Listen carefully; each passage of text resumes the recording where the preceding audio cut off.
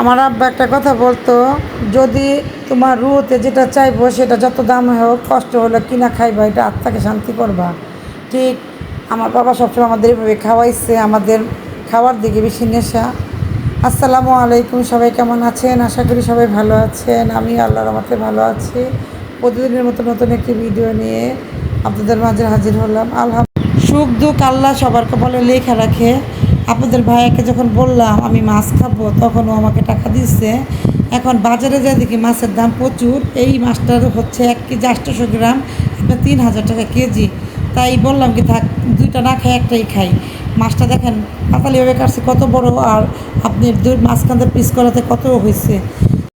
সবার জন্য দোয়া করি যেন প্রতিটা ঘরে এরকম স্বামী স্ত্রী মিল থাকে। সবাই আমাদের জন্য দোয়া করবেন, আমরা যেমন বাকি জীবন মৃত্যুর আগ পর্যন্ত স্বামী স্ত্রী যেমন মিল থাকতে পারি।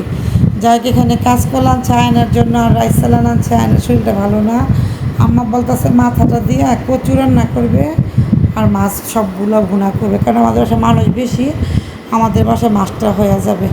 যাই হোক আলহামদুলিল্লাহ, এখন মাছগুলো আমি মোটা মোটা করে কাটছি। আম্মা বলতেছে মোটা কাটছে, আমাকে মোটা মাছ খাইতে ভালো লাগে, হালকা ভাজা দিয়ে আম্মা ভুনা করে নিব।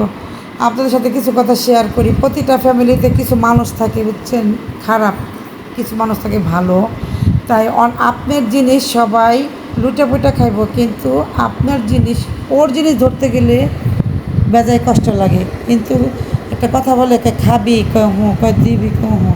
প্রতিটা ফ্যামিলিতে কিছু মানুষ আছে খালি নিব, আনতে দিব না। যাকে এখানে মাছগুলো ভাজলাম, এখানে রুই মাছ ভাজা নিচ্ছে আম্মা, ডাটা রান্না করবে। ইলিশ মাছের মাথা আর মাছ ভাজা নিচ্ছে। এরা নয় যে কচু দিয়ে এখন মাছ রান্না করবে। এই কচুগুলো খুবই ভালো, খুবই মজা। আমি কচুগুলো বাড়িতে লাগিয়েছিলাম, আর এই কচুগুলো খেতে অনেকটা শাপলার মতো লাগে। এই যেভাবে করে রান্না করে খেয়ে দেখবেন, খুবই মজা। কিন্তু শুকনো শুকনো করতে হবে, ঝোল রাখা যাবে না। আর এখানে আম্মা মাছ বোনা করবো। আমার আম্মা একটা কড়াইতে যে একবার বসায়, আবার দ্বিতীয়বার ওই কড়াইটা চেঞ্জ করে অন্য জায়গায় আবার তরকারিটা ঢেলা দেয়। এটা আমার আম্মার নিত্যদিনের একটা অভ্যাস। যাই হোক, এটা আমার আম্মাকে এখন বললো শুনে না, প্রতি ফার্স্টে বলবো এটা তো হবে, পরবর্তীতে অন্য একটা পাত্রে ঢেলা দেবে। এই যে ঢেলা দিচ্ছে। এখন মাছটাকে সুন্দর করে ঝোলের পানি দিয়ে সুন্দর করে ধনে পাতা দিয়ে আম্মা বলতেছে ইলিশ মাছের ধনে পাতা দিলে গ্রান জাইলা যায়, তো হালকাভাবে দিচ্ছে। এখানে ভেন্ডি ভাজি করে নিবে। অনেক ফ্যামিলিতে দেখবেন ভাই বোনরা ননদ আসে দেখতে পারে না, কিন্তু আমাদের ভাইরা ঠিক আছে বিধায় কিচ্ছু বলতে পারে না। কথা আছে না, আপনার চাবি যদি ঠিক থাকে তালাই কিচ্ছু করতে পারবে না, ওই তালাটারে খুলতে হবে চাবি দিয়া। তাই সবসময় চাবিটারে ঠিক রাখতে হইব।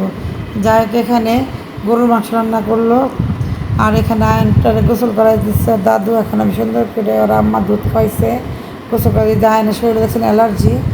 আয়নকে কিছুদিন যাবত আয়নের শরীরটা ভালো না, আয়নের শরীরে প্রচুর পরিমাণে অ্যালার্জি উঠে। সবসময় পদ্মার মাছ কিনবেন, মাথা ছোট থাকবে, মাছটা কিনবেন দেখে শুনে, তাহলে খেতে ভালো লাগবে। যাই হোক, আজকে দুপুরে কী কী রান্না করলো পুরো ভিডিওটি দেখে দিলাম। শাপলা দিয়ে এখানে ল্যাঞ্জা মাথা 2 টুকরা মাছ দিয়ে রান্না করলো, সম্পূর্ণ মাছ ভুনা করে ফেললো। তো আজকে দুপুরে সবাই এখানে গোসল করে খাবার খেয়ে নিব। তো আজকের ভিডিওটা এখানে শেষ করলাম। সবাই ভালো থাকবেন, সুস্থ থাকবেন, ভিডিওটির পাশে থাকবেন, লাইক কমেন্ট শেয়ার করবেন। আসসালামু আলাইকুম।